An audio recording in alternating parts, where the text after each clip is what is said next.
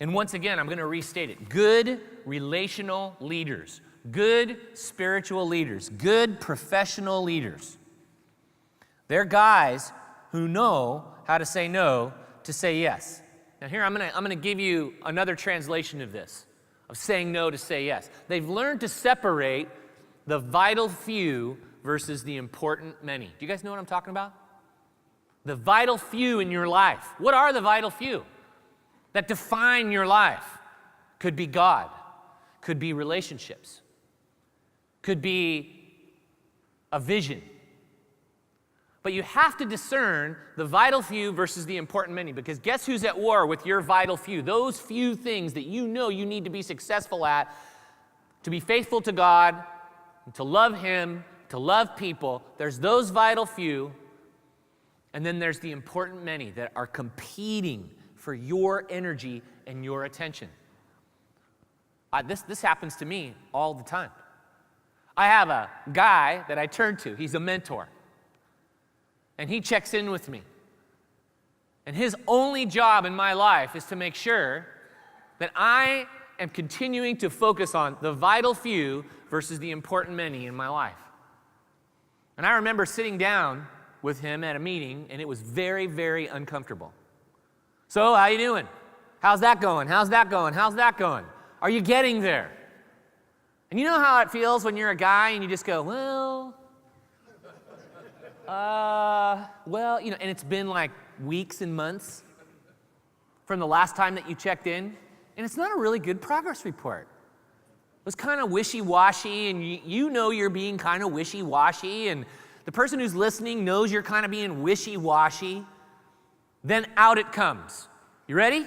This is what he says to me. He goes, you need to get out of a lot of things that you are doing in order to get into the things that you need to be doing. Okay, now that sounds very general and very vague, but I knew exactly what he was talking about.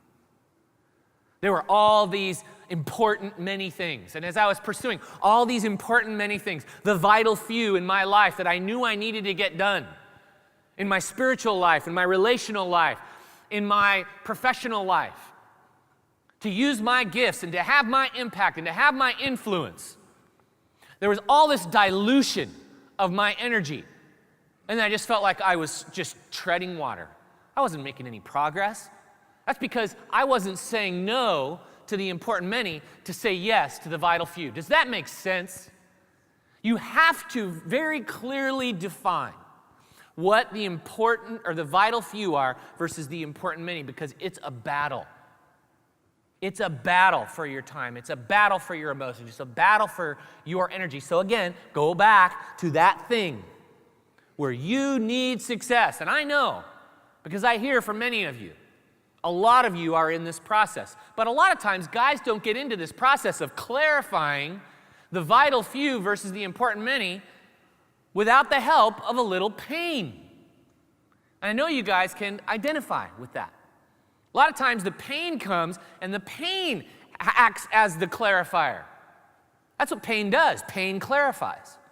You just go, well, I guess I can't keep going that way because I'm committed to all these different things, but this over here is suffering, and this suffers to the point where now it begins to take a toll on you because you haven't defined your yeses and your nos, the vital few versus the important many, and now all of a sudden you're going, oh, well, this starts to suffer. Well, then that gets the attention.